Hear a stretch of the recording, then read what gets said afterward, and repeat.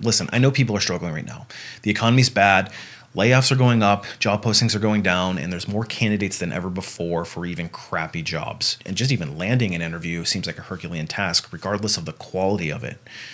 But there are some employers out there who are unfortunately taking advantage of the situation, and they're pushing candidates into uncomfortable positions where you probably know that the job is not in your best interest, but you're going through it regardless. But I want to give you some things to look out for that I'm increasingly hearing in my career coaching calls that may make you want to pause the interview process and reevaluate if it's the right opportunity for you. Hey everybody, and welcome back to my channel. If you're new here, my name is Brian. I'm the founder of A Life After Layoff, a career strategist, and a corporate recruiter. And I've made it my mission to demystify how hiring and careers work at major corporations. So if this kind of content interests you, make sure you hit the subscribe button. And if you're tired of employers seemingly holding all of the cards in the employment arrangement, isn't it time that you reclaim control over your career and your next job search? And if you don't know how to do that, I've created a free 1.5-hour webinar, which walks you through the steps that you need to take today in order to start becoming more in demand and more in control in your career. I'll leave a link in the video description below. The first thing is acting like your time isn't important. Sometimes employers forget that there's two parties in the employment process, and they will assume that you're in a position of weakness because you're applying for the job. And you can tell that this might be the case when they're demanding that you be available at certain specific times that benefit them. And there doesn't seem to be any flexibility with scheduling. They may also subtly threaten that if you're not available at the times that they give you, that there's not going to be an opportunity for you to interview at all. And if you do get on their schedule, oftentimes these same employers will reschedule at the last minute. Or worse, maybe they ask you to pivot, come in a few hours earlier, stay late, or come in a second time over the next couple of days because one person wasn't available, not realizing that maybe you had daycare or other commitments that you needed to attend to. And of course, there's also companies who cancel interviews at the last minute and then never get around to rescheduling them, all while assuming that your time isn't important. And if your time isn't important to them in the interview process, what does that say about when you actually get a job there? You're likely going to experience the exact same thing. So when companies are not valuing your time, you have to look at that as an indicator and a potential red flag. For me, my time is more valuable than that, and I would bow out. Next is if they have a never-ending process, where it's always just one more step, one more person that you need to talk to, one more assessment that you need to take, one more data point they need to collect. And the process, which should have taken a week or two, ends up stretching out to 2 to 3 months, and you're still waiting for answers. Now, in a way, this is directly related to them not valuing your time, but it's also an indication that they don't know how to make a decision, or that they don't think that you're a top candidate and they're really trying to vet it out, maybe while they're buying time. And ironically, these ones always seem to end with them going in another direction or hiring an internal candidate at the end of it. So if you're asked to jump through endless hoops in order to get to the finish line, chances are you're still not going to end up with an offer. So you need to decide how much time you want to invest in a process where you're not their priority. Next is if they ask you to share overly personal information, especially at the application level. And this is very common with companies requiring things like social security numbers or salary requirements, where in some cases that's actually an illegal question. But there are companies out there who ask for way too much personal information at the application level. And this doesn't even count all the behavior-based interview questions that they ask you to complete at the application, so you can essentially reject yourself. The problem is that some of this information is actually required, but it should come much later in the application process, and typically it would be at onboarding. So for me, if I'm asked to provide things like my social security number at the application level, I'm almost always backing out of the application and moving on to the next one. It's just not worth having my information out like that. There's also some issues with background checks, and that's where today's sponsor comes in, because a lot of these companies are using this personal information on your application in order to conduct background checks. These same companies who do the background checks have been known to make your information available to data brokers. The problem is once you're in the hands of these data brokers, your information can show up anywhere on the internet, and getting rid of it is an absolute nightmare. Fortunately, that's where Delete Me comes in. They have a novel solution which scans the internet looking for instances where your personal information is showing up with these data brokers on these public directories.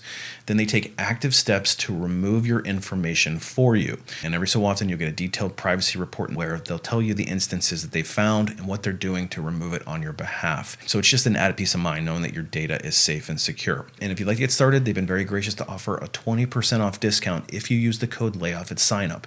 That's joindeleteme.com/layoff. You can also click on the QR code that's on the screen. The next warning sign to look for is if they change the terms and the conditions of the job midway through. So you apply for one job and suddenly you find yourself interviewing for something completely different, and it's as if they pulled the bait and switch on you. Or worse, when you're interviewing for a specific position and then they suddenly identify you for some unrelated job. You might say, hey, I need a job, so I'll consider your new opportunity. At least you haven't rejected me. But now they're starting to take more control over your job search and sending you off in an unrelated tangent. And if you're not careful, that can bite you hard later on when you're now pigeonholed into a completely unrelated job type.